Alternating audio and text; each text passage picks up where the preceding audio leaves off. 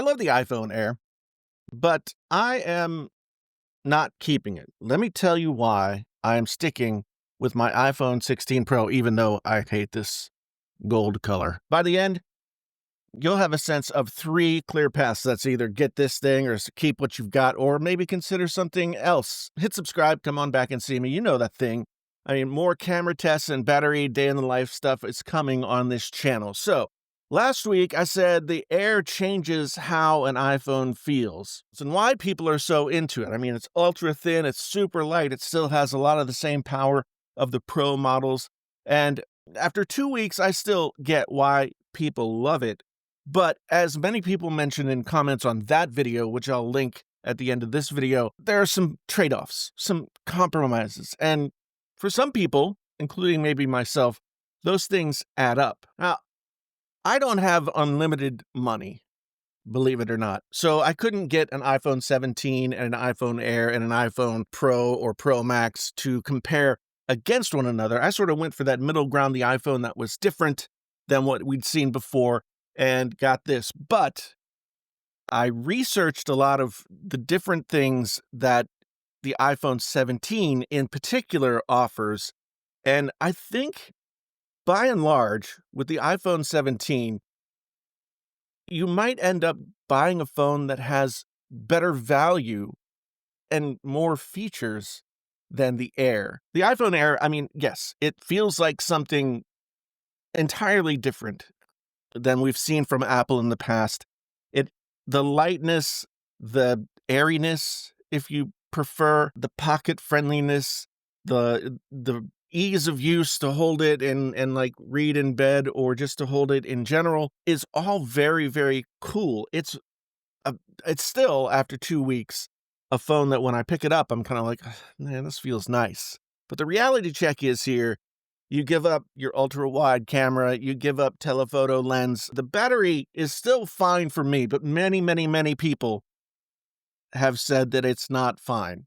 And I mean, who am I to say they're wrong? Who are they to say I'm wrong? I don't know. Maybe your mileage may vary, but this does have a smaller battery. And the I/O in here is not as pro grade as I'd like for the price. So why am I keeping the Pro Max? I mean, the cameras are the first thing. I mean, you look here, you see one camera lens, 3 camera lenses. And I found that I rely on the ultra-wide camera more than I thought. I mean, yes, you can use your feet to focus. You can back up, you can get closer, but sometimes that's not as practical as you would want it to be.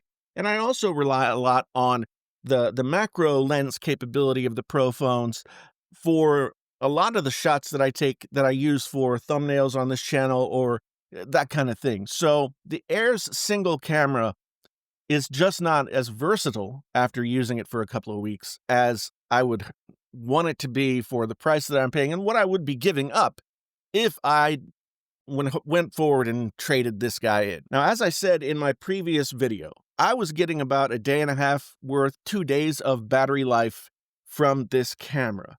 But on days where I am using it a lot, if I'm filming stuff or if I'm using it for research or just using it more heavily than I normally would, then the battery does suffer. Even though I charged it yesterday and I didn't charge it overnight, I picked it up and it was about 26% battery. So when I was getting ready to do this review, I was like, well, I have to spend a few minutes charging it up. So I got it up to 59%, which is fine. And that'll likely get me through the rest of the day. But on some days, it's true. I would need a bigger buffer. And I know that a lot of other people are more heavy users of their phone than I am. So for a Pro phone, the battery might just be a little bit lacking. And then there's the build and the finish. Titanium, wonderful, awesome. But when I showed people these scratches in my last video, so I tapped it with this phone as I was taking pictures. I dropped it from a few inches away, just kind of like doing like this and then back like that. So all of a sudden I had these 2 scratches on the back. And some people are like, well, is that transfer from the titanium? No, it's not transfer from the titanium iPhone. And it's not, I mean, I can't even feel the defect but it's definitely there. It won't come off. The last few versions of the iPhone have been tanks. They have been indestructible as compared to other phones of years past. And to then get a brand new iPhone and have it nicked up on day one is just not good enough. I have more trust in the titanium and build of the iPhone 16 or the stainless steel of years past than I do of this very slim titanium band around here and this glass back, which I don't know. I think in time we're going to find that this is as scratch prone and has as many problems as it seems like the iPhone 17 Pro and Pro Max phones are having. Seriously, if I didn't own the Pro Max and I was going to go with this, I would look at the iPhone 17. The lower price to the Air, there's dual camera wides with the ultra wide. There's more options and flexibility with better battery and has the 120 hertz screen that everybody's always complained about when they looked at the iPhones in the past. So it would typically be a better day-to-day phone for most people. So if ultra thin and kind of the chicness of the new thing isn't something that you care about, then the 17 would be the smarter buy, honestly. When would the Air make the best choice? The comfort and feel in the hand is much better than any phone, honestly, that I've held in my hand for quite some time. I mean, the Air is a brand new day when it comes to that. It practically disappears like in my pocket. You know, it doesn't weigh me down. It doesn't make big lines in my pockets. If you carry a bag, you're never going to feel it. The 120 hertz screen and the pro level CPU. I mean, I've never noticed a lot of difference in iPhone performance when going between the regular and the pro versions of the chips, but you do have that extra horsepower in here. If you charge every night without, you just put it on the charger and there you go, and you don't need the ultra wide or telephoto lenses, then this is a wonderful phone. But durability is something that you should consider. Zach on Jerry Rig Everything, Tom's Guide, different places have really shown that this is a very rigid and very sturdy phone. And if I'm going to have a phone that's as thin and light and nice to hold as the iPhone Air, then I don't want to have to put a case on it. And this bumper case is just a piece of plastic. And it doesn't feel good. And this feels good. So why would I want to put something that feels cheap and plastic on something that feels as good as the iPhone Air? The answer is I wouldn't. So what are the buyer paths here one more time? Keep your current Pro or Pro Max phone if you have that. If you use the camera as in any kind of extensive way and you need that extra stuff, if you need the extra battery, you want the most reliable tool. That's me.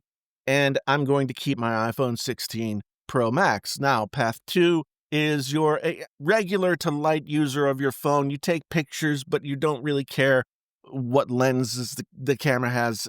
I would say iPhone 17 over the iPhone Air just so you can have the best all-around phone at the lower price. I think sometimes, and I'm guilty of this, people disregard the regular iPhones because they're cheaper, but with 120 hertz screen and everything else that's going into that phone now, it's a very valid and viable choice. The iPhone Air is the best feeling iPhone that Apple has ever made. The iPhone 17 is probably the best value phone that Apple has ever made. I would spend the extra couple of $100 over the 16e for the iPhone 17 every day of the week. The 16 Pro Max for me, because of its tank-like durability, because it's still got 100% of its battery capacity left after a full year of using it, I would stick with this. In fact, I would try and find one used before I would buy one of the new Pros based on how the scratch gate thing is looking. And then I'd wait to see what does Apple do next year. So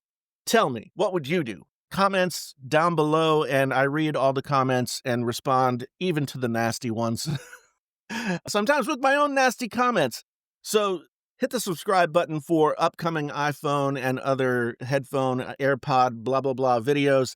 And come on back and see me again sometime. Otherwise, thanks so much for being here. Once again, my name is Jason, sometimes known as the JTL. This is Painfully Honest Tech. Tech so honest it hurts. Until the next time, I am out.